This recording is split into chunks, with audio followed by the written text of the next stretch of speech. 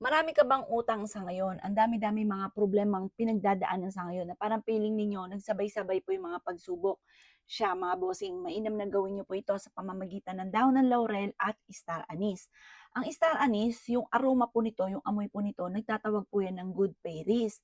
Tapos ang dahon naman ng laurel ay the victory swerte ang ipagkakaloob po sa atin.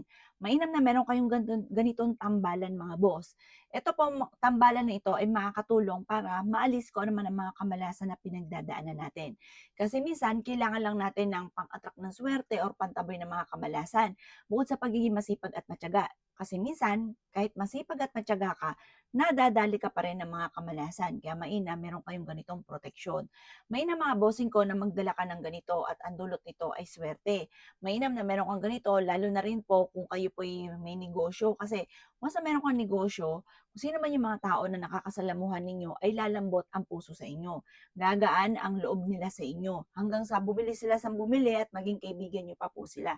Imbis po na kulo yung dugo sa inyo ng tao, mas lalambot ang puso nila sa inyo. Kaya mas mainam, meron kang ganito, wag na wag ka magpapawala.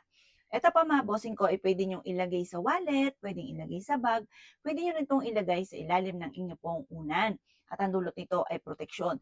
Alam niyo po ba habang tayo natutulog, nagpapahinga yung ating diwa, mainam na meron tayong proteksyon na pantaboy ng mga kamalasan kasi habang nagpapahinga yung diwa natin, mas yung mga negatibo, kasi traidor po yung mga negatibo, mas lalapitan po tayo kasi nagpapahinga po tayo mga bossing. Kaya mas mainam, ultimo sa pagtulog natin, meron tayong mga pantaboy ng kamalasan. Or kaya po, dalhin natin kahit saan tayo magtungo para yung kasi sa mga pinupuntahan natin, hindi natin alam, baka maraming mga malas dito na kumakapit sa atin. Kaya po parang imbis na ang swerte ay nagtutuloy-tuloy, may mga kumukontra, mga bossing, or yung mga taong naiinggit po sa atin, manalangin na masama sa atin.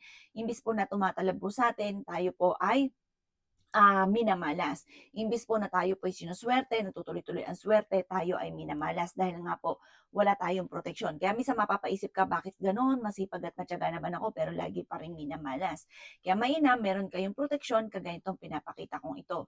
Ito yung ating star anise at dahon ng laurel. O siya mga bossing ko ha, once na meron kang mga ganito, naniniwala ka, gagawa ka, lubos-lubosin nyo na. Kailangan positive ka sa buhay. Kasi once na ikaw ay nega talaga ang mga nagaganap. Kaya kailangan lagi kang positive.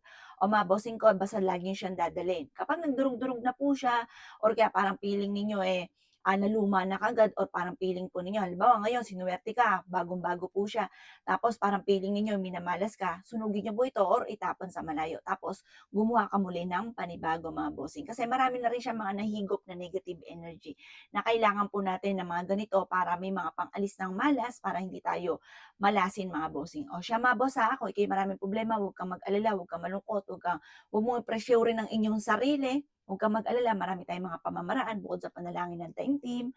Mainam na meron tayong mga ganitong mga pamamaraan upang sa ganoon hindi tayo minamalas. O siya mga boss, good luck po sa inyo po lahat.